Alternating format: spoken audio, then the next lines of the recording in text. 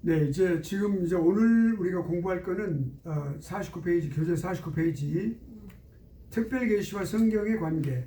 지금 특별계시에 관해서 우리 공부하고 있습니다.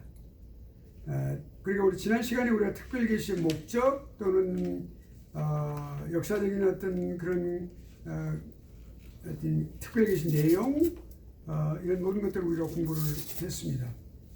하나님께서 어떻게 계시하시는가, 그 계시 방식 같은 거 공부를 했고, 지금은 이제 우리가 좀 더 특별 계시, 그러니까 총론으로 이렇게 이야기를 했지만 이제 강론으로 들어가서 특별 계시를 좀 더 깊이 있게 들어가 공부하고 있는데, 우리가 이제 계시의 목적도 공부를 다 했고 특별 계시의 목적 다 이야기를 다 했습니다. 그리고 이제 오늘은 좀 더 아주 더 코어로 들어가서 특별 계시와 성경의 관계 이제 우리 좀 생각해 보도록 하겠습니다. 매우 중요한 부분입니다. 특별 계시와 성경의 관계. 그럼 그 어떤 관계를 갖고 있느냐? 특별 계시와 성경은 다른 거냐?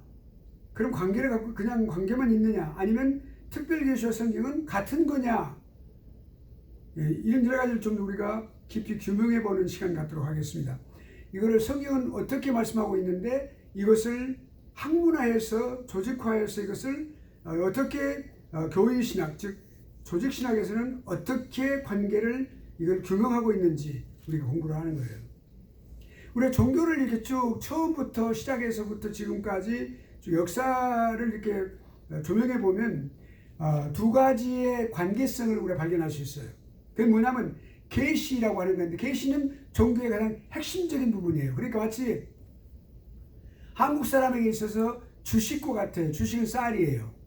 물론 여러 가지 지금 생활에 다변화든지 서구화가 되어서 여러 가지 다른 것들을 먹지요. 뭐 밀가루도 먹고 여러 가지 많이 먹지만 가장 중요한 핵심적인 것이 쌀이에요. 쌀. 마찬가지로 우리가 종교에 있어서 가장 중요한 핵심적인 것이 계시예요. 만일에 종교가 계시가 없다 그러면 그것은 허위 종교예요. 종교라고 하는 것을 형성할 수 없어요. 계시가 없으면.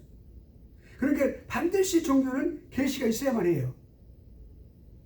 근데 그 계시와 종교와의 관계, 또 그 다음에 계시가 있는데 그 계시가 아주 다른 중요한 단어가 있는데 그게 뭐냐면 경전이라는 게 있어요.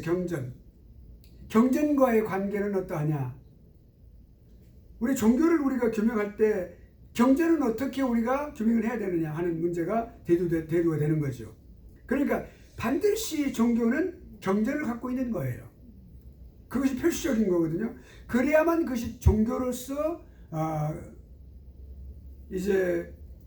분명한 그런 그 모양을 갖고 있고 내용을 갖고 있는 거예요. 모양만 갖고 있어도 안 돼요. 그 내용이 없으면 안 되고, 또 내용만 있다고 해서 그 모양이 형성이 안 되면 안 된다. 그러니까 모양과 내용을 분명하게 갖고 있는 거죠. 그러니까 우리가 이제 세계 7대 종교를 우리가 한번 생각해 본다면, 물론 우리가 여기서 꼭 반드시 7대 종교라 말할 수 없어요. 예를 들어서 이제 경전과의 관계를 우리가 본다면, 이제 우리 기독교는 우리가 성경을 갖고 있죠. 네, 성경을 갖고 있어. 우리 기독교는 성경. 그러니까 우리가 일반론적인 관점에서 이것을 부를 때 경전이라고 말해요. 성경은 경전이라고 말할 수 있어요. 경전에 분류가 되는 거예요. 근데 기독교인들이 갖고 있는 성경, the scripture 또는 Bible. 그 다음에 이제 거기서 또 좀 더 우리 기독교인들과 분명한 관계가 있는데, 한 민족을 하나님께서 선택해서 그 민족이 갖고 있어 왔던 성경이 있는데 그것이 구약 성경이에요. 그러니까 그 사람들은 반쪽 성경을 갖고 있는 거예요. 이스라엘 백성들은 성경을 갖고는 있지만 구약 성경만 갖고 있어요. 반쪽 성경만 갖고 있어요. 그리스도인들은 신구약 성경을 갖고 있는 거예요. 신약과 구약을 갖고 있어요. 반드시 신약과 구약이 같이 있어야만 그것이 연결이 되는 거예요. 그러니까 구약은 앞으로 장차 일어나고 실현되어질 하나님의 작정, 하나님의 그 예정하심을 분명히 여기서 예언하고 있는 것이 구약이에요. 근데 구약의 가장 핵심적인 것이 키워드가 뭐냐면 예수 그리스도예요. 메시아예요. 오신 메시아. 예수 그리스도란 말이에요. 그리고 신약 성경은 오신 메시아, 이루어진 메시아, 성취된 메시아, 그 예수 그리스도를 말씀하고 있어요. 그것이 있어야, 이 신약성이 있어야만 그게 완성이 되는 건데, 그러니까 이스라엘 백성들은 아무튼 그들은 히브리 성경 타나카라고 해요. 그 교재에 타나크라고 되는 타나카예요. 이 타나카라는 것은 약자인데 그 사람들은 타나카라고 불러요. 그 뭐냐면 그 약자인데, 타나카에서 그러니까 우리가 율법을 말할 때 율법, 그 다음에 네비움, 그 다음에 그 선지서를 말하죠. 예언서, 그 다음에 케투빔, 그래서 K, 그러니까 거기서 카, 그래서 그 타나카 첫 글자를 따서 타나카라고 부르는데, 그 히브리 성경이에요. 그것이. 그 히브리 성경, 그러니까 지금도 예루살렘에서 나오는 히브리인들만이 쓰고 있는 히브리 영어 성경이 있는데, 거기서 뭐라고 하냐면 타나카라고 되어 있는데, 그게 가장 중요한 게 뭐냐면 거기서 그 사람들이 말하고 있는 것이 바로 그 타나카, 이게 그 성경을 그렇게 말하고 있어요. 그렇게 히브리 성경, 그 나오고 있어요. 그 다음에 또 그 히브리 성경의 가장 중요한 텍스트가 뭐냐면, 그게 본문이 뭐로 되냐면 메소라틱 텍스트라고 해서 마소라 사본이에요. 그것이 가장 중요한 권위 있는 사본인데, 그거를 이스라엘 백성들은 다른 것을 절대로 인정하지 않아요. 그것만 인정해요. 마소라틱 텍스트. 그것이 히브리 성경이에요. 아주 권위가 있으니까 우리 그 한글 성경도 이 타나카 성경 그 성경에서 번역을 했기 때문에 아주 올바른 성경 번역이라고 볼 수 있어요. 그리고 이제 그 다음에 이슬람교도 좀 한 걸음 더 나아가면은 꼬란이라고 해요. 꼬란, 그 사람들 말로 꼬란, 영어로는 코란 그러는데, 그 꼬란이 있어요. 그 이스라엘 교도들이. 무슬림 사람들을 갖다 무슬림이라고 그래요. 우리는 크리스찬 그러잖아요. 그 무슬림들이 쓰고 있는 것이 그 꼬란이에요. 그 다음에 이제 페르시아 바사라고 그래요. 바라 성경에 바사. 그 페르시아인들은 아베스타. 또 이제 불교는 대장경. 우리 한국에 대장경, 8만 대장경이 있죠. 유명하죠. 그 목조에다 그렇게 새겨서. 그 대장경이 그 경전이에요. 그 사람들은. 그게 남의 새겨서 다 복원해 놓은 거예요. 아주 많은 면적을 필요로 하죠. 인도 사람들은 베다. 또 중국 사람들은 서경이라고 해서 슈칭 이렇게 말해요. 자, 이런 것들인데 이렇게 우리가 그런 종교를, 이런 경전을 갖고 있는 종교를 서책 종교라고 그래요. 서책. The religion of book. 서책 종교. book religion. 저기 말하면 그냥 다시 쉽게 말하면 book religion. 서책 종교. 경전은 책으로 되어 있어요. 우리가 성경도 66권의 책으로 이루어져 있습니다. 그 책이니까 인간이 기록한 책이라는 그런 문서라는 그런 뜻이 아니고, 하나님께서 어떤 특정한 선지자 또는 사도와 대등한 레벨에 있는 사람들, 이렇게 하나님께서 부르셔서 감동해서 그걸 기록하게 하실 때 한 권의 책으로, 예를 들어서 하나의 서신도 책이 되어 있어요. 그러니까 예를 들어서 야고보서, 그 아주 작은 건데도 책이에요. 그 책, 한 권의 책이에요. 그 요나서도 4장으로 되어 있지만 한 권의 책이에요. 그것도. 그러니까 그런 것들을 보면 우리가 매우 중요하다 이렇게 볼 수가 있습니다. 50장으로 되는 창세기도 그것도 한 권의 책으로 되어 있어요. 그러니까. 그런 것도 우리가 22장으로 되어 있는 우리가 요한계시록도 한 권의 책이에요. 그러니까 크고 작음의 차이는 있지만 한 권의 책이니까 66권의 책으로 되어 있어요. 그러니까. 그 책이라고 그래서 우리 인간이 책을 썼다 그런 뜻이 아니고, 하나님께서 그렇게 구분해서 그렇게 이 성경을 기록한 기자들에 의해서 그 구분해서 그렇게 해놓으신 거예요. 그러니까 우리 시편도 우리가 150편을 한꺼번에 모아져 있죠. 그것이 시편. 그 시편도 한 권의 책으로 되는 거예요. 그러니까 이것이 서책 종교예요. 서책이라고 그래요. 서책 종교다 이렇게 말하는 거예요. 자, 그러면 우리가 이제 그러면 특별계시와 이런 이 성경과의 관계를 우리가 좀 더 이제 집중적으로 공부를 해보도록 하겠습니다. 먼저 우리 역사적인 면에서 한번 생각해 봐야 되겠죠. 항상 우리가 신학을 공부할 때에는 역사성을 항상 중요시해야 돼요. 역사성은 뭐냐면 그것의 발자취거든요. 그 발자취를 우리가 더듬어 봐야 된단 말이죠. 그 역사적인 견해를 우리가 늘 봐야 돼요. 그러니까 우리가 특별히 조직신학, 이 교회신학은 역사신학과 늘 함께 가는 거예요. 그러니까 조직신학을 전공했다, 어느 교수가 전공했다 그러면 그 교수는 반드시 역사신학도 같이 공부를 했다고 하는 사실을 알아야 돼요. 그러니까 우리가 자 교부시대 한번 봅시다. 이 교부시대는 매우 중요해요. 신학에 있어서 매우 중요하고 성경에 있어서 매우 중요하고 교리에 있어서 매우 중요한 그런 시대가 교부시대예요. 교부들은 아주 특정한 어떤 학문성을 가지지는 못했지만 이 모든 학문의 기초를 닦기 시작한 것이 이 교부들이에요. 교부들. 어떤 사람들은 그 교부라는 게 뭐냐, 교회의 아버지라는 게 뭐냐, 도대체 이렇게 까타를 잡는 사람, 까타를 잡고 그렇게 비판하는 사람들이 있는데 그 잘 모르는 사람들이에요. 신약을 잘 모르는 사람들이에요. 교부는 매우 중요합니다. 칼빈도 위대한 종교개혁자인 칼빈도 이 교부에 대해서, 교부들의 사상에 대해서, 교부들의 가르침에 대해서 매우 중시했어요. 왜냐하면 성경에서 성경이 완성이 기록됐죠. 기록이 완성이 됐죠. 기록이 완성이 된 그 다음에, 계시가 완성된 다음에 가장 먼저 성경을 다루었던 분들이 교부들이었었거든요. 초대교회에서. 초대교회의 가장 중요한 핵심적인 인물들이 뭐냐면 교부들이었었어요. 그 교부들이 하나님의 말씀을 가르쳤고 그 말씀을 또한 보존했고 지켰어요. 그리고 그리스도께서 말씀하신 모든 것들, 또 행동하신 모든 것들, 기록된 모든 것들, 그리고 그 예수 그리스도에 관해서 예언한 모든 구약 성경에 하는 모든 것들, 신구약 성경에 하는 모든 것들을 다 그들이 보존하고 지켰어요. 그리고 거기서 기독교의 아주 중요한 그런 진리들을 단편적으로 아주 그 스테이트먼트, 그 명제들을 갖다 기록해서 남겨놓은 그런 분들이 바로 교부인데, 이분들이 교리를 형성하기 시작을 했었어요. 그래서 지금의 오늘의 조직신학까지 오게 된 거예요. 그래 이 교부들은 매우 믿음의 아버지들이라고 볼 수, 믿음의 조상이라고 볼 수 있죠. 그러니까 가장 중요한 것은 뭐냐면 이 교부들은, 자 우리가 교부 시대의 성경이 뭡니까? 성경은 뭐라고 되어 있어요? 성령의 감동하심으로 기록됐다라고 우리 성경에 기록되어 있잖아요. 그것이 분명한 사실인데 그러한 분명한 구체적인 그런 확실한 개념을 이 교부들은 확실히 갖고 있지는 못했었어요.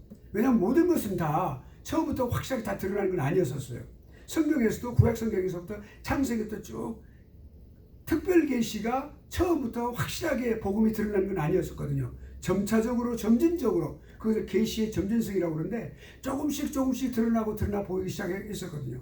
그래서 예수 그리스도에게서 클라이막스를 이뤘었는데, 그러니까 마찬가지로 이렇게 성경이 성령의 감동으로 기록됐다는 말을 뭐라 하냐면 영감성이 있다, 그렇게 말하는 거예요. 영감, 할아버지라는 뜻이 아니고 영감, 영적으로 감동되었다라는 뜻이에요.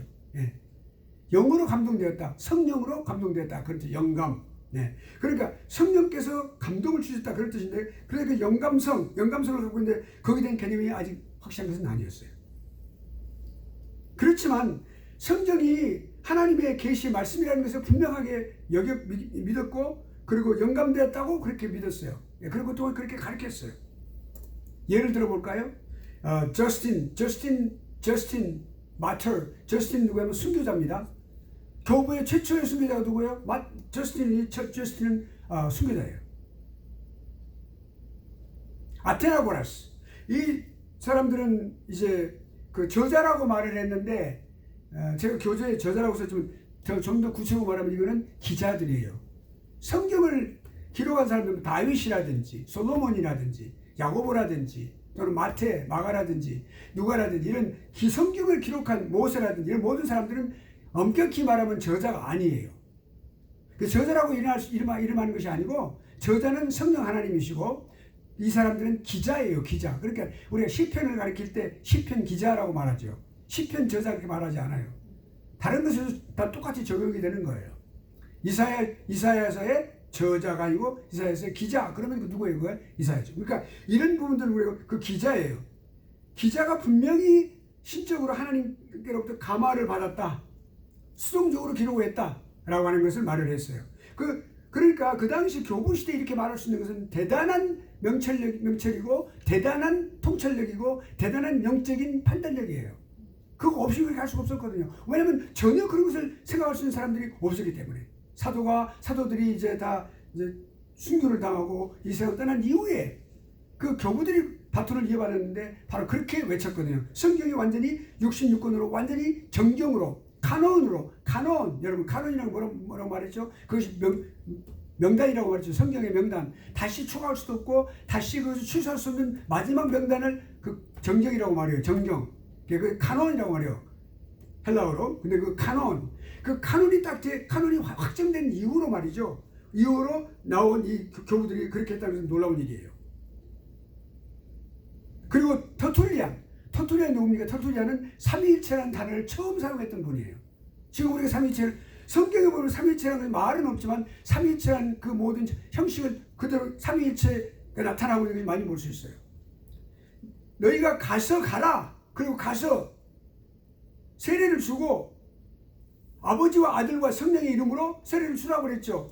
그 뭐야? 그게 삼위일체 하나님을 말하는 거죠.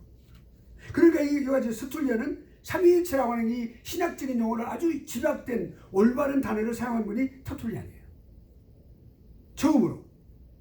근데 그분도 성경은 모든 성경이 66권이 모든 성경이 다 동등하게 영감이 되었다.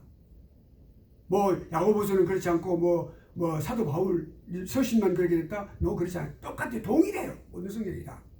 우열을 갈 수 없는 거예요. 그리고 하나님의 말씀은 무오하다. 무오라는 것은 절대로 오류가 없다. There's no error whatsoever 그 말이에요. 전혀 무오하다. 예. 그 다음에 여기 유세비우스는 유대인으로서 그 역사학자입니다.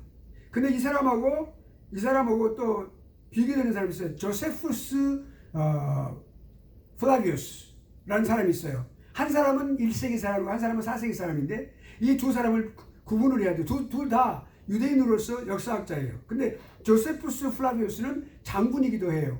원래 그 로마가 76년에 디도 장군이 예루살렘을 이렇게 침범해가지고 그 예언한 대로 완전히 예루살렘을 완전히 다 전부 다 파괴시켰어요.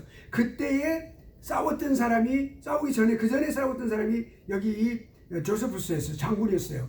그런데 졌어요. 그래가지고 로마 사람들이 죽이지 않고 딱 잡아가지고 보니까 쓸만하거든요. 그래서 그 사람 너 내 밑에 들어와서 내가 장군 하겠느냐? 그러니까 이 사람이 자기 나라를 치려고 하는 로마군의 장수가 되어가지고 거기서 충성하게 됩니다. 그러니까 참여를 했는데 자기 민족이 결국 멸망하는 것을 보게 되는 거예요. 그 슬픈 눈물 때문에 6년 전쟁이라고 하는 이스라엘 전쟁사라고 하는 그 놀라운 그 역사 서책을 씁니다. 눈물 흘리고. 그러면서 그 황제라는 이 플라비우스라고 하는 말이 황제들에게 내리는 칭호였었어요. 백작이나 이런 그 중요한 귀족들이 내리는 칭호였어요. 그 칭호를 받은 사람이었어요. 그러니까 이 조세푸스하고 유세비우스는 비슷한 사람인데 다 역사학자예요. 근데 그 중에서 유세비우스가 뭐라고 말을 했냐면 절대로 이 거룩한 책들, 말은 하나님 말씀이죠. 이 서책들에서 누구든지 오류가 있다고 가능성이 있다고 말하는 사람은 주지는 일이다. 그렇게 말을 했어요. 이분은 신약성경 27권을 책정을 할 때 26권까지 다 전부 성령으로 되었다라고 말하는 사람이었어요. 나중에 한 권이 나중에 빠졌었죠. 나중에 한 권이 이제 요한 서신에서 결국엔 하나가 이제 그것을 이제 추가가 돼서 27권이 됐는데 26권까지 이분은 인정을 했던 분이었어요. 그 다음에 어거스틴은 어떤 분이냐면 이분은 사도 바울 이후로 그리고 칼빈이 이 개혁신학의 아버지라고 말할 수 있는데 그 개혁신학 그 사이에 있었던 중요한 교부고 신학자고 그랬던 분이 어거스틴이에요. 어거스틴의 그 여러 가지 참여록은 유명하고요. 은총론이 또한 유명합니다. 이 어거스틴은. 그러니까 지금의 오늘날의 이 개혁신학의 이런 그 정통신학의 가장 중요한 그 교부로서 있었던 분이 누구냐면 바로 그 어거스틴이에요. 아주 그 칼빈은 이 어거스틴을 매우 존중했고 그래서 그 교부 가운데서도 이 어거스틴을 매우 그 은총론에 대해서 더 특별하게 거기에 관심을 갖고 또한 아주 깊숙이 연구를 했던 그런 겁니다. 그래서 그 어거스틴은 그리스도께서 말씀하시는 것이 그것을 사도들이 다 기록했다. 사도들이 기록했다. 그 신약 성경을 말하는 거죠. 그리고 크리소스톰. 이 크리소스톰은 누구냐면 황금의 입술이라고 말을 했어요. 별명을 가진 사람이에요. 아주 설교에 아주 능통한 사람이었어요. 역사적인 설교가예요, 이 사람은. 크리소스톰. 유명한 설교가입니다. 그러니까 황금의 입술이라고 말할 만큼. 그렇게 했던 사람인데 그 사람은 뭐라고 말을 했어요? 하나님의 입이다. 선지자들을 일으켜서. 예. 그 선지자와 사도들을 그렇게 서로 이렇게 다 대화 나누고, 그 다음에 또 그레고리 더 그레이트, 대그레고리라는 그 유명한 사람은 또 성령을 갖다 성령의 참된 저자다.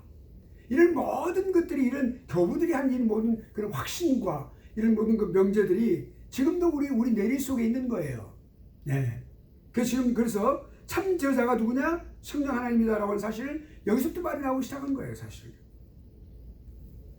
자, 그러면 이제 그렇게 훌륭하게 시작을 했는데, 인간인지라, 우리 인간이 죄성이 있는 인간인지라 참 헤매이고, 또 그런 것을 우리 역사에서 볼 수 있어요. 중세기, 바로 그 시대가 암흑의 시대가 중세기입니다. 물론 이렇게 초대 교부 시대부터 이렇게 여러 가지 많은 그런 좋은 그런 분명한 그 성경적인 그런 그 개념들을 갖고 있었지만은, 그런 가운데서도 중세기 동안에 근본적인 신앙은 흔들리지 않았지만 그러나 많이 흔들렸었어요.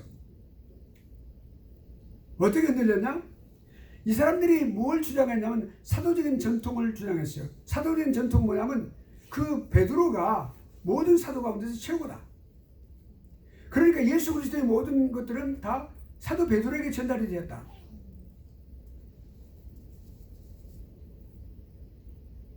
그러니까 이 성경에 대해서 반드시 사도적인 전통을 누가 받았느냐? 교회가 받았다라고 말을 했어요.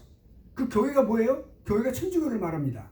그 교회가 이 성경을 갖다가 판단하고, 그리고 그 가치를, 그리고 그 규정할 수 있는 바로 그 권한을 누가 갖고 있냐? 교회가 갖고 있다. 그리고 성경에 대한 권위를 누가 부여하느냐? 교회가 한다라고 말을 했어요. 그리고 그 교회가 이 성경에 관해서 여러 가지 그 권위에 관한 그 수립을 하고 어떤 의미를 결정하는 것을 교회가 필요하면 할 수 있다. 이렇게 말을 한 것이죠.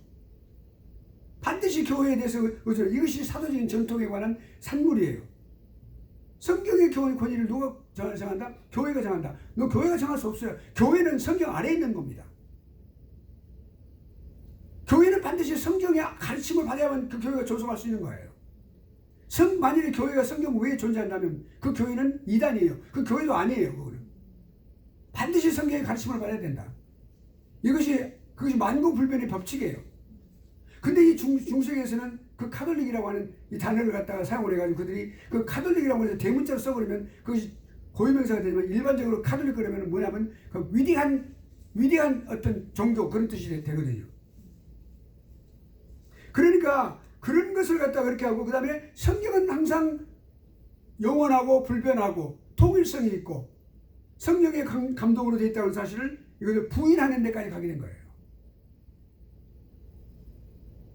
그러니까 여기 이제 사도적인 전통에서 더 깊이 들어가면 거기서 교황의 무엇을까지 나오게 되는 거예요. 그 수장이 누구냐? 교황이다. 그러므로 교황이 모든 것을 결정할 수 있다라고 말을 했어요. 성경이 무호한 것이 아니라 교황이 무호하다라는 데까지 가게 된 것이죠. 그러니까 이 중세시대를 암흑시대라고 말하는 이유가 바로 그겁니다.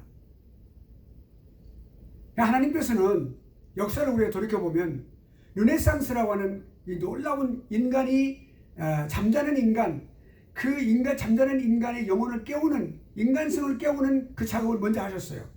그 르네상스라고 하는 것은 인문주의가 발달하는 그런 시대였었어요. 근데 그것이 종교개혁 약 1세기 전에 시작된 거거든요.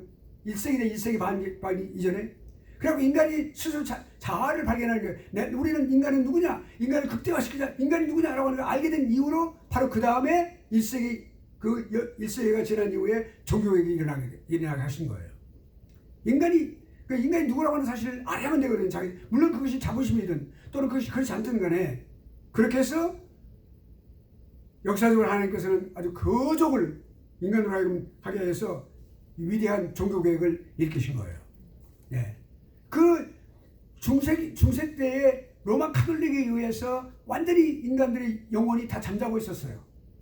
그 영혼을 일깨우고요. 그냥 종교와는 관계없이 인문주의를 그냥 일깨우신 거예요. 그냥 르네상스. 그래서 산업이 발달하고 인문주의가 발달하고 문학이 발달하고 예술이 발달하고 극대화된 거예요.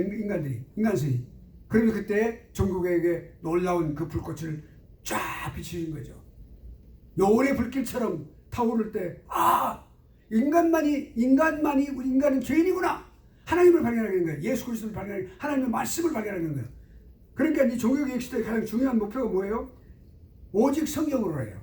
솔라 스크립트라. 하나님의 말씀으로 돌아가자. 중세기 때는 하나님의 말씀이 벗어나 있었거든요. 하나님의 말씀이 벗어나 있었어요. 그러니까 하나님은 인간이든 교회든 가정이든 사회든 국가든 하나님 말씀이 벗어나면 그 사람은 뭐가 돼요? 죄인으로 돌아가는 거예요. 생각하는 것이 죄인이고 죄인스럽고, 로마서 3장에 보면은 엄청난 것들이 많이 들어있어요. 예. 소극적으로는 하나님을 알지 못하고 하나님을 찾지도 않고, 예, 판단력이 없고 그런 것이 나오지만 적극적으로는 아주 완전 그냥 완전 독사의 독고 같은 것이 있다 그랬어요. 사람을 죽이고 그런 이 모든 것들이라고. 그러니까 그 로마 3장에 나와 있어요. 그렇게 인간의 그 아주 죽음을 향한 인간의 모습, 그것이 하나님을 떠난 사람들의 모습이거든요. 그것이 중세의 모습이었었어요.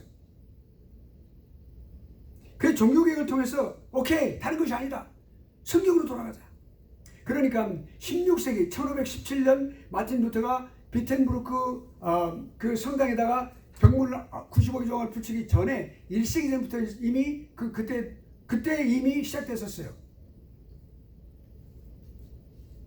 성경을 이렇게 위클리프라든지 유명한 위클리프는 성경을 갖다가 번역해가지고 성경을 들고 다니면서 그 밑에 있는 사람들과 다 전부 돌아다니면서 사람들을 가르치고, 앉아가지고 그 사람들을 눈높이 해가지고, 그게 서지도 않아요. 앉아요. 그 사람과 같이 앉아있는 사람하고 같이 눈높이를 해가지고 같이 거기서 성경을 가르치고, 결국엔 그 위클리프는 화형을 당했어요. 그때부터 시작된 거예요. 사실은요. 그 잠잠하게 하나님의 역사를 시작하신 거예요. 그 인문주의로 들떠있는 시대 속에서 그 성경을 들고 다니는 사람들, 그 유명한 사람들, 그 사람들은 뭐라고 하냐면 전 종교개혁자들이라고 말을 해요. 위클리프.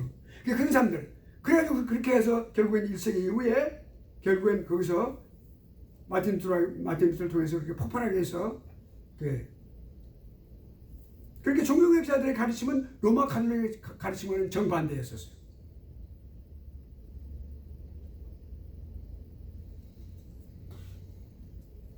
우리가 성경으로 돌아가야 돼요. 성경으로 돌아가지 않으면 교회들이 예배를 드리고 나서 뭐 뒷자리 가서 막 안수해가지고 기도한다? 이거 잘못된 거예요. 그거 성도 잘못 인도하는 거예요. 말씀이 굳게 서서 가르쳐야 돼요. 목사가 평생을 가르쳐도, 목사가 설교를 평생 66권을 설교해도 다 하지 못해요. 다 하지 못해요.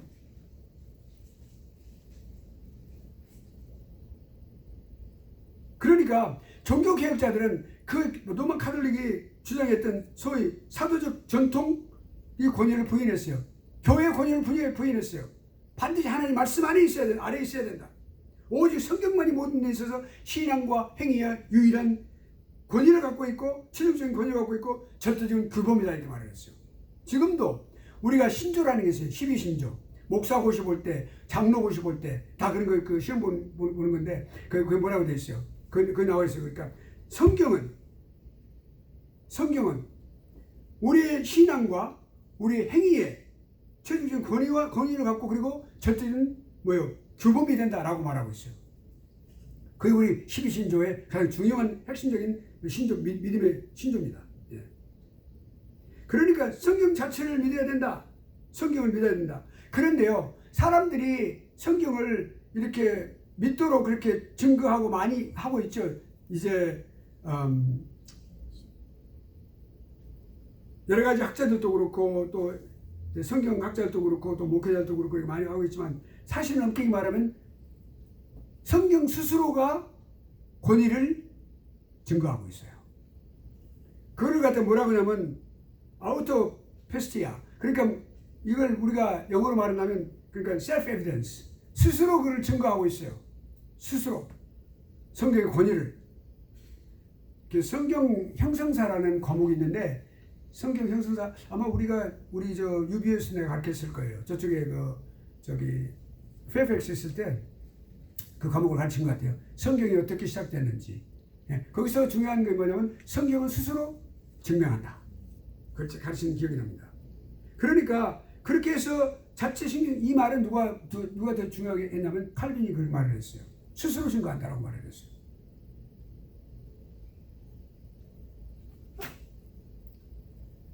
칼빈은 또 이렇게 좀 자세히 볼까요? 창조주 하나님께 오기를 원하는 누구에게든지 성경은 안내자와 교사가 된다 말을 했어요. 성경은 아주 그렇게 설명을 했어요. 하나님은 오직 성경 안에서만 자신에 관한 지식을 우리에게 전하신다. 그러니까 우리가 하나님에 대해서 알기를 원하면 교인들을 하나님 말씀으로 인도해야 돼요. 말씀을 가르치고 성경 공부를 하고 또한 하나님의 말씀을 또한 선포하고, 예. 우리가 예배를 드릴 때 그냥 단순히 설교한다고 그러지 말고 말씀 선포한다 그렇게 하시는 게 좋아요. 말씀에 권위가 있어야 되거든요. 말씀을 선포한다. 예. 저는 우리 교회는 이제 주보에다가 딱 나올 때 말씀 선포라고 딱 돼 있어요. 설교라고 안 해요. 말씀 선포. 그럼 우리 장로님도 또는 권사님들 기도를 할 때도 말씀 선포를 할 때 올바르게 선포하게 해주시고 딱 그렇게 한다고요. 성도들이 따라와요. 그렇게. 그 권위를 알게 되면 하나님 말씀의 권위를. 예. 그게 중요해요. 그러니까 말씀 선포. Proclamation of the word 그 말이에요. 말씀을 선포하는 거예요. 성경은 우리 마음에 존재하는 하나님에 관한 혼란스러운 여러 가지 지식을 바로잡는 거다. 우리들의 우둔함을 쫓아낸다. 그리고 하나님을 밝히 보여주는 것이다. 라고 말을 했어요. 성경이 그런 것이다. 그냥 단순히 성경을 믿기만 해라. 그렇게 말하는 게 아니라 이렇게 설명을 해서. 예. 자, 이것이 종교개혁 시대에 있었던 아주 자세하게 말할 수는 없지만 그렇게 역사적으로 우리가 조명해 본 겁니다. 그러면 그 이유는 어떻습니까? 근대와 현대신학. 이 근대와 현대신학은 또한 암흑시대입니다.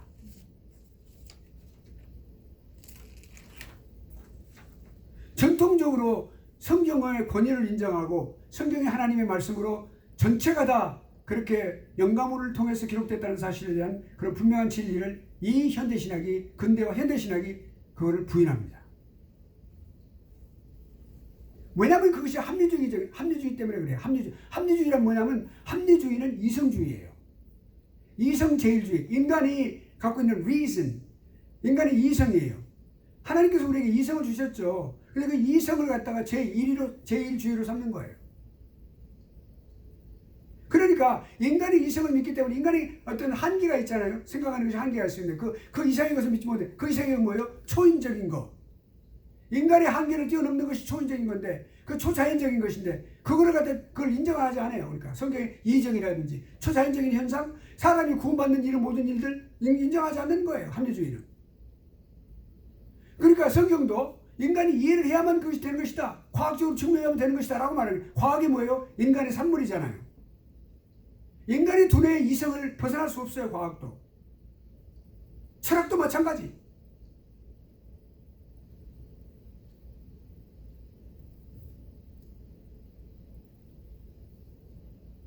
그러니까 이적을 믿고 초자연적인 것을 믿고 초인적인 것을 믿는 거, 이것이 신앙인데 그 신앙이 완전히 망가진 거예요. 성경이 하나님의 영감으로 기록됐다고 분명하게 성경이 스스로 그렇게 그걸 스스로 증명하고 있는데, 말씀하고 있는데 그 자체를 부인해 버리는 거예요. 성경을 부인하는 거예요. 이건 성경의 역사가 아니에요. 이것은 이 합리주의는. 완전히 하나님의 말씀 모호하다. 성경은 모호하다. 이 말씀이 완전히 무시돼 버린 거예요. 그러니까 부분적으로 되어 있다. 성경 속에 성경이 있다. 그렇게 말해요. 이 사람들은. 성경에는 부분적으로 영감이 되어 있는 부분이 있다.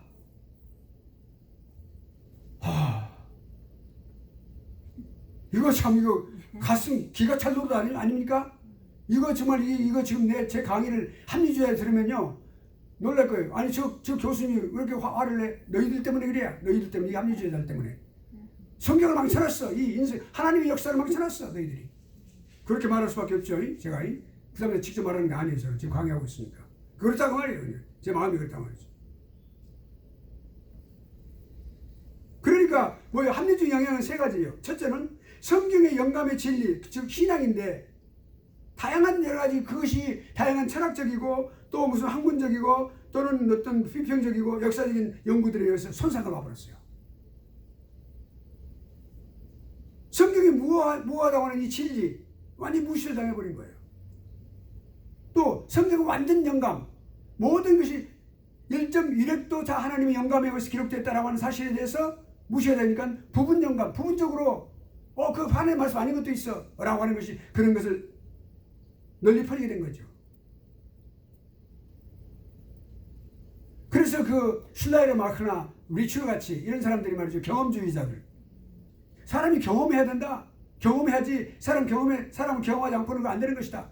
경험주의자라는 건 사람에 따라 다 경험이 틀리거든요. 사람에 따라 다 전부 다.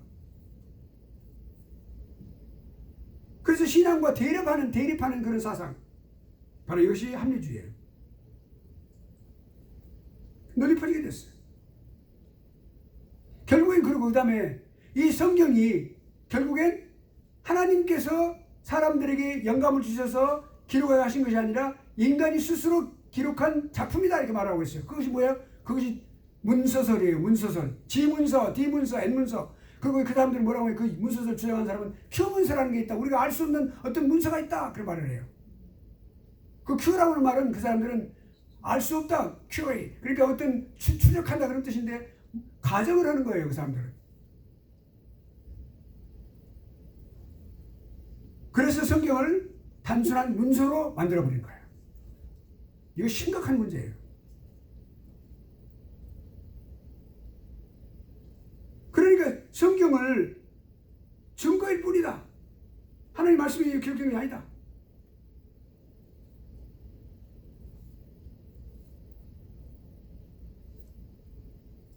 이렇게 현대신학이 이제 올바른 신앙을 완전히 이렇게 무시하고 손상을 입힌 그런 시기가 현대신학. 지금도 현대신학이 그렇게 판을 치고 있는 거예요.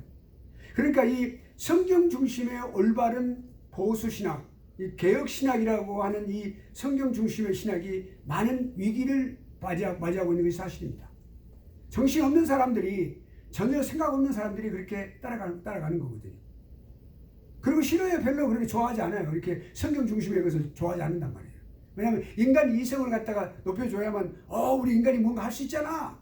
우리도 할 수 있어. 우리도 하나님같이 될 수 있어. 케네스 헤이건 같은 사람. 케네스 헤이건이라는 사람은 원래 TV 그 설교자였는데 이 사람은 그냥 아주 심각한 이단이었어요. 뭐라고 하냐면 우리 인간이 하나님이 될 수 있다라고 그랬어요. 하나님과 동일하게 될 수 있다라고 말을 해요. 지금 나이가 나이가 많이 먹었더라고요. 근데 최근에 뭐라고 말을 들어요? 천국과 지옥이 천국 그거 그냥 상상의 장소일 뿐이다 이렇게 말하고 자기가 천국 갔다 왔다고 그래요. 그 케네스 헤이건이에요. 그 사람 이름이 케네스 헤이건. 그런 사람들이 나오는 거예요. 그러니까 자 그러면 특별계시와 성경의 관계에 있어서 개혁신학적인 관념은 뭐냐? 그러면 우리가 이제 이런 그냥 골치 아프고 그냥 이런 그 현대신학 같은 이런 이야기 들어보면 그냥 막 혼돈이 오고 마음이 힘들잖아요. 그럼 우리가 정리를 합시다. 딱 결론을 내립시다. 특별계시와 그 성경 관계에 대해서 우리 개혁신학은 어떻게 보고 있느냐? 개혁신학이 성경 중심의 신학이라고 그랬죠. 정통신학이에요. 16세기의 그 종교개혁자들. 특별계시가 영구하게 하나님으로부터 주어졌다라고 말을 했죠. 영구적으로. 이 영구적으로 주어져서 이것은 절대로 변화될 수 없는 말씀이에요. 이것이.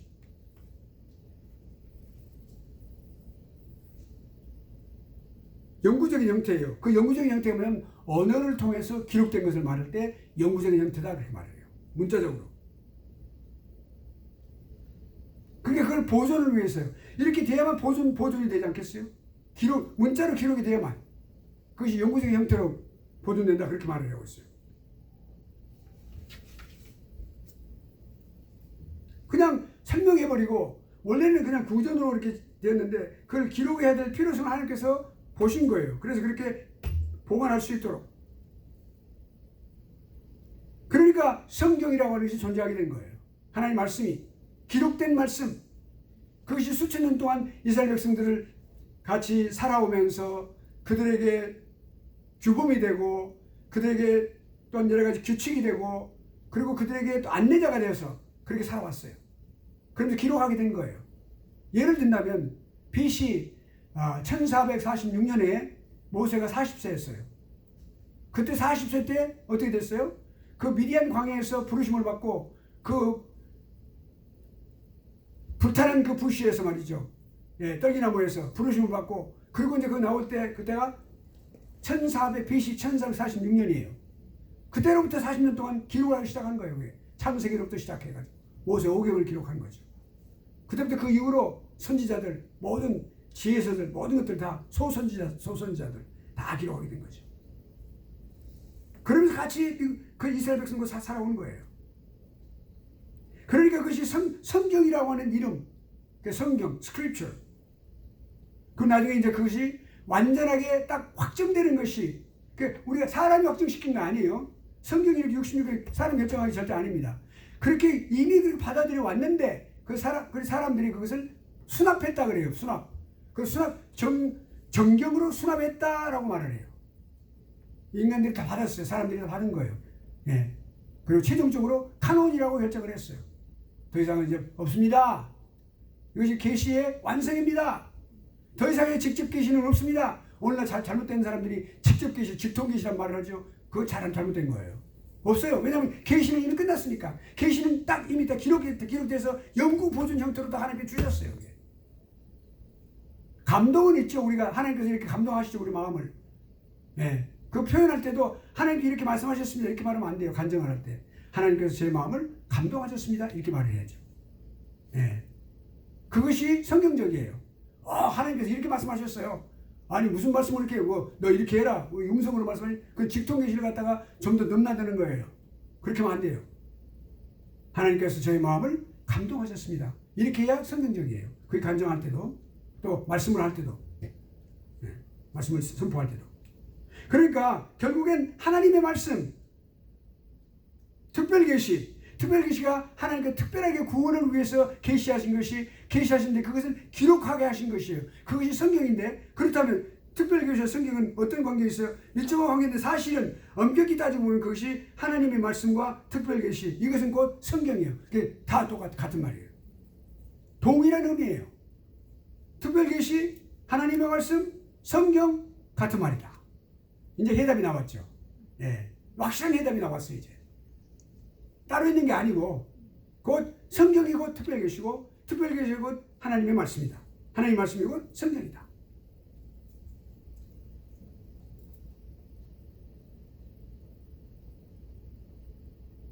그러니까 이제 우리가 이제 좀 그 뒤에 이제 나오는 것들은 여러 가지 이제 특별계시를 기록을 할 때, 성경을 기록을 할 때 뭐 다 이렇게 기록한 거 아니고, 또 이제 바로 즉시 기록한 거 아니고, 또 이렇게 신약 시대에는 예수님께서 승천하신 후에 수년이 지난 후에 기록하기 시작을 했고요.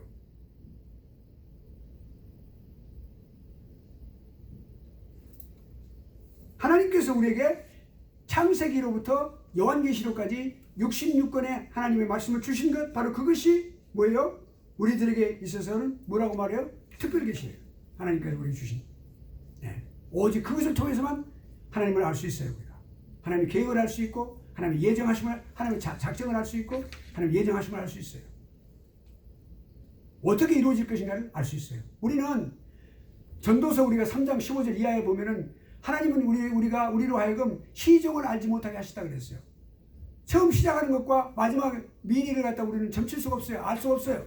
그 점친다는 것 자체는 좋은 그런 단어는 아닙니다. 미리서 예측할 수 없어요. 우리는 뭐 예측 못하게 하셨어요. 다만 감사하게 하는 것뿐이라고 말씀하셨어요. 예, 우리가 하나님께 감사하는 것뿐이에요. 매 순간순간 살아가는 것이 감사하는 것이거든요. 누가 예측한다, 예언한다. 예언이라는 말은, 예언의 은사라고 하는 말은 점쟁이들이 말하는 것은 미리 말하는 거, 그걸 말하는 게 아니고 하나님의 말씀을 풀어서 공부하고 풀어서 강해하는 것을 말하는 거예요. 하나님의 말씀과 관계된 거예요. 그것이 예언의 은사예요. 모든 목사님들, 성경 교사들은 다 예언의 은사를 받았어요. 하나님의 말씀을 붙잡은 사람들이기 때문에. 그러니까 우리가 그것을 알 수 있어요. 그러니까 이런 원칙이 있는 거예요. 그러니까 성경을 통해서만 과거에 일어났었던 하나님의 직접적인 계시, 그 당시에 성경을 기록하실 때 직접적인 계시가 있었어요. 지금 직접 계시가 없어요. 직통 계시라는 게 없어요. 지금은 이미 완성이 됐으니까. 그런 지식을 우리가 성경을 통해서 알 수 있어요. 아, 이랬었구나. 하나님께서 이렇게 기록하게 하셨구나. 직접 계시가 그렇게 그런 일들이 일어났었구나 라고 알 수가 있는 거죠. 그 과정을 우리가 알 수 있는 거죠. 놀라운 일을 우리가 그렇게 경험할 수가 있는 거죠. 알 수가 있는 거죠. 말씀 통해서. 그러니까 성경은 계시책이에요. 하나님은 이 성경이라고 하는 이 놀라운 계시의 특별 계시의 수단을 통해 가지고 하나님 자신을 계시하신 거예요. 세상에 다 알리시는 거예요. 그러니까 믿는 사람만 하나님 말씀을 믿는 것이 아니라 이 말씀을 우리가 반드시 믿지 않는 사람들에게도 알려야 될 의무가 있는 거죠. 네.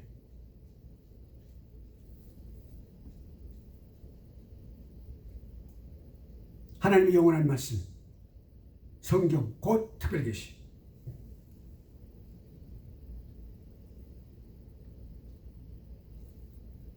자, 그러면 어떻게 될까요, 앞으로? 앞으로 그러면 어떻게 될까요? 예수 그리스도가 오실 때, 완전히 설교될 때, 성경은 그때는 필요가 없습니다. 왜냐하면 우리가 직접 친히 저 하늘나라에 올라가서 하나님께 직접 친히 배우게 되는 것이니까. 네. 찬송도 마찬가지예요. 우리가 친히 올라가서 하나님을 할렐루야, 하나님을 찬양하게 되는 것이죠. 그때 바로 그때 하나님으로부터 직접 배우게 되고 하나님을 직접 섬기게 되고 하나님의 백성 가운데 거하시는 놀라운 역사가 있게 되기 때문에 천국에서 주님의 그 못자국난 손을 우리가 이 손목에 그 못자국난 그 손목을 우리가 보게 될 것이며 옆구리의 그 창자국을 우리가 보게 될 것이죠. 예, 직접 우리가 친히 우리 눈으로 친히 뵙게 될 것이란 말이죠. 그러니까 성경은 그때까지예요. 그때까지 예수께서 오시는 그 순간까지 우리 안내자요, 교사요.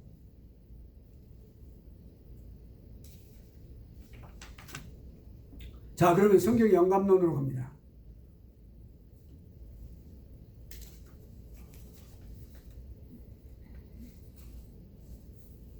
오늘 지금 짧은 시간 동안에 우리가 좀 많이 늦게 시작했는데 짧은 시간 동안에 제가 지금 굉장히 빨리 지금 압축해서 강의를 하고 있습니다.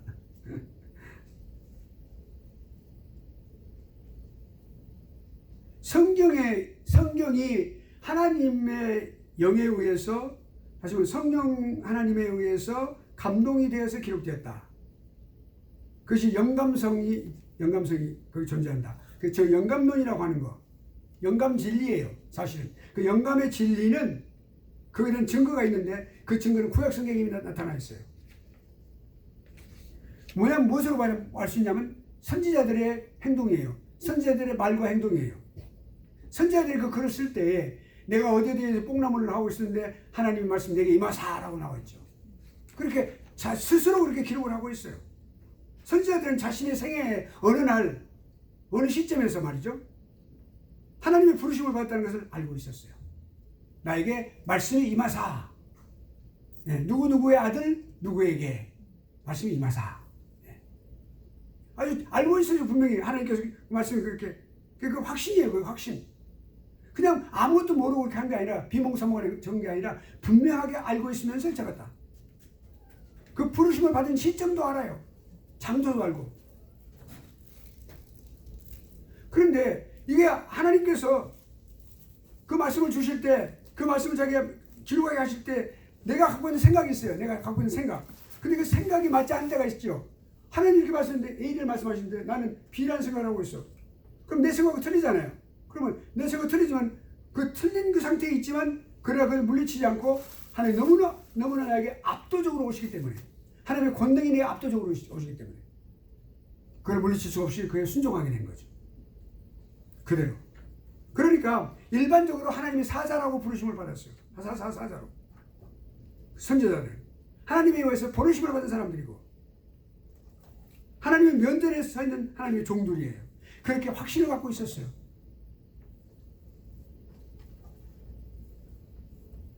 지금 52페이지 하고 있습니다. 교재 52페이지예요. 성경의 영감론.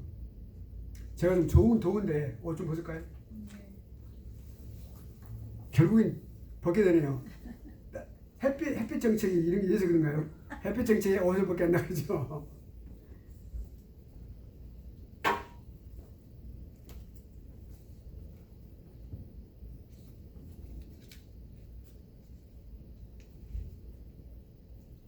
그러니까 내가 보내심을 받았다라고 하는 것을 선지자들이 확신하고 있었다. 두 번째는 자신을 통해서 하나님께서 말씀하신다고 하는 사실을 알았어요. 하나님께서 말씀하셨고 계시를 받았음을 알고 있었어요. 선지자들이. 선지자들은 여호와께서 자신들에게 말씀하셨고 여호와로부터 계시를 받았다는 깨닫고 있었다는 거죠. 그러니까 내가 무엇을 말해야 될 것인가 라고 하는 것을 여호와 하나님께서 말씀해 주시고 또 그 입에 말씀을 주셨고 말씀하신다. 그러니까 뭐라고 말해요? 그러므로 주께서 말씀하시기를, 여호와께서 말씀하시기를, 여호와의 말씀이 내게 임하시니라, 주의 말씀이 내게 임하시니라, 이런 것들을 자주 쓰죠. 예. 그것이 뭐예요? 하나님으로부터 영감되었다고 하는, 하나님의 말씀이 영감되었다고 하는 것을 우리에게 입증해 주는 거죠. 그것이 구약에도, 그러니까 성경이 하나님의 감동으로 기록된다는 사실을 말씀해 주는 거예요. 영감성을 증거해 주는 거죠. 그래서 성경 스스로 그걸 증거하는 거예요.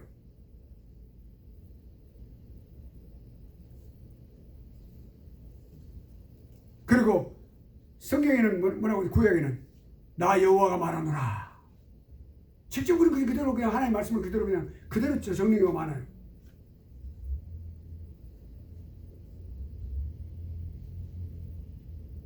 그러니까 이 선지자들이 하나님의 말씀을, 하나님께서 말씀을 주실 때 선지자를 통해서 말씀하시는데 여호와신데, 그러니까 누구를 통해서? 선지자들의 입과 사역을 통해서 말씀하신다. 그러니까 결국엔 거기에 권위가 있는 거죠. 여호와의 권위로 아주 완전히 다 돼 있어요. 그 권위를 무시할 수가 없어요. 그러니까 선지자들이 분명한 의식을 갖고 있었다. 어떤 비몽사몽 안에 그렇게 받아 쓴 것이 아니라 그런 의식이 매우 분명하고 확고했었단 말이죠. 시간과 장소까지 다 구분하고 완전히. 그러니까 선지자도 이렇게 생각했어요. 이것이 여호와로부터 오신 말씀이냐 아니면 내 마음으로부터 나온 말이냐, 이거 구분을 했어요. 분명하게. 사람들은 그러죠. 자신의 마음속으로 나온 말을 갖다가 하나님께 주셨다고 그렇게 오해하고 있어요. 그런 경우가 많아요. 그래서 그것이 그런 어떤 문장이 나오니까 이거 하나님께서 말씀 주신 거야 라고 생각하고 잘못 오해를 하는 경우가 있죠. 그걸 구분을 해야 돼요, 우리가. 이거 하나님께서 주신 말씀인데, 자기 개인적으로 한 이야기인데, 자기 마음으로 나온 것인데 하나님부터 나온 것이라고 생각해서 오해를 한단 말이에요. 큰 잘못을 범하는 경우가 많죠. 그러니까 결국엔 여기서 화자라는 말이 있고 청자라는 말이 있어요. 화자라는 말은 말씀하시는 분, 그 말이에요. 화자, 말하는 사람. 화자는 하나님이세요. 그리고 청자는 누구예요? 들을 청자, 듣는 사람. 그 사람이 청자가 되는 거예요. 그런데 여기 그 선지자는 하나님과 선지자의 편에서 본다면, 그 사이에서 본다면 분명히 화자는 하나님이시고 청자는 선지자인데, 또 그 선지자가 기록한 말씀으로 그것을 읽는 사람이 있어요, 우리들. 그럼 거기서 또 청자와 화자가 바꿔져요. 화자는 누가 돼요? 그 선지자를 통해서 기록한 말씀이 되는 거죠. 그리고 청자는 누구예요? 듣는 사람, 우리가 되는 거죠. 말씀을 듣는 자. 여기에 중요한 원리가 있어요. 그 말씀을 받아들이는 사람, 그 사람이 청자가 되는 거죠. 청자와 화자의 차이점. 자, 그러면 이제 여호와께서 계시했어요. 아까 조금 전에 내가 설명했어요. 지금 자신의 마음으로부터 나온 거냐 아니면 여호와로부터 나온 거냐라고 하는 것을 구별을 했어요. 그러니까 마음으로부터 나온 것을 하나님으로부터 온 것으로 착각하고 그 말하는 사람들, 그 사람들을 성경에서는 거짓 선지자라 말을 했어요. 거짓 선지자예요. 그러니까 오늘날도 거짓 교사들이 있어요. 거짓 목자들이 있어요. 자기 마음으로 나온 말을 하나님도 나온 말인 것처럼 그렇게 성도들한테 둘러붙이는 사람. 또 아니 둘러붙이지 않더라도 자신이 그걸 모르는 영적인 통찰력이 없기 때문에 모르는 사람일 수도 있어요. 점쟁이들도 마찬가지. 점쟁이도 자기 마음으로 나온 말이에요. 그러니까 이런 말 있죠. 아주 쉬운 말 있죠. 점쟁이들 자기 죽을 날을 알지 못한다. 왜 그래요? 모든 것이 점쟁이들의 말은 자기 자신의 마음에서 나온 말을 하기 때문에. 자, 그다음에 여호와 이름으로 전해요. 이건 우리가 말씀을 전하는 목사들에게 아주 중요한 말씀이 되겠습니다. 자신의 말이 아닌 주님의 말씀인 것을 의식하고 그렇게 했어요. 주께서 이렇게 말씀하시니라. 그러니까 강단에서도 우리도 그걸 잘 따라야 돼요. 하나님께서 이렇게 말씀하셨습니다. 주님께서 이렇게 말씀하셨습니다. 임용호 목사가 말한 게 아니에요. 임용호 목사가 이렇게 말해서 임용호 교수가 이렇게 말했습니다. 이렇게 말하면 안 되는 거죠. 하나님께서 이렇게 말씀하셨습니다. 설교할 때 누구누구 목사가 이 목사의 생각에는 이렇습니다. 그거 절대 그렇게 하면 안 된다고 했어요. 지난번에 말씀드렸죠. 그러니까 선지자들은 그렇게 했어요. 자기 자신의 이름으로 절대 말하지 않았어요. 이것은 주께서 이렇게 말씀하시니라. 그러니까 우리에게 아주 주는 그런 중요한 아주 중요한 교훈이 바로 뭐냐면 이것이 우리도 또한 그렇게 해야 돼. 그 말씀이 어디서부터 나왔느냐? 하나님으로부터 나왔다는 사실을 분명하게 말을 해야 되거든요. 세상 사람들이 이렇게 말하지만 저는 이렇게 말합니다. 그것도 안 돼요. 설교자가. 세상 사람들이 그렇게 말하지만